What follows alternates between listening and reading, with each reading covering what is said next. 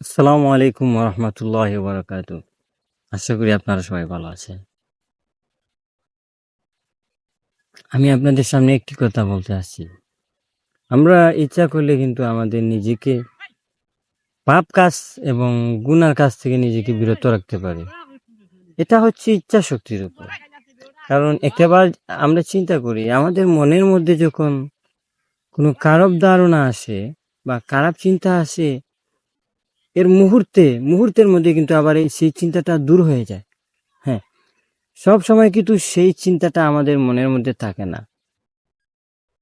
আমরা ইচ্ছা করলে কিন্তু আমাদের নিজেকে যে কোনো গুনাহ থেকে বাঁচাতে পারি। যেমন ধরুন, যখন আমাদের মনের মধ্যে কোনো খারাপ ধারণা আসে, খারাপ চিন্তা আসে, মুহূর্তের মধ্যে কিন্তু আবার সেই চিন্তা বা খারাপ ধারণাটা মুহূর্তের মধ্যে চলে যায়। সেই খারাপ চিন্তাটা স্থায়ী হয় না। কারণ যদি যে কোনো জিনিস স্থায়ী হয়ে যায়, তাহলে সেই মানুষের পক্ষে চলাফেরা করা অনেক অসম্ভব একটা ব্যাপার। তাই আমাদের মনের মধ্যে যখনই খারাপ কোনো চিন্তা আসবে, যে মানুষ ইচ্ছে করলে বাঁচতে পারে, যদি মানুষের মনের মধ্যে খারাপ চিন্তা আসে, সে যদি সেই চিন্তার মধ্যে থাকতে চায়, সে চিন্তার মধ্যে থেকে নিজেকে সেই চিন্তার মধ্যে নিয়োজিত করতে চায়, তাহলে সে কখনো সেই খারাপ চিন্তা থেকে বাঁচতে পারবে না।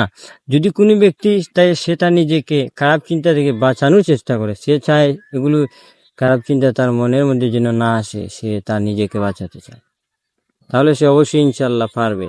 আমাদের উচিত, আমাদের মনের মধ্যে যখনই কোনো খারাপ ধ্যান ধারণা চলে আসে, তখন আমরা অন্য ধ্যানে চলে যাব, অন্য চিন্তায় নিয়োজিত হয়ে গেলে সেই চিন্তা মুহূর্তের মধ্যেই চলে যাবে এবং গুনাহ থেকে বাঁচা আমাদের জন্য একেবারেই সহজ।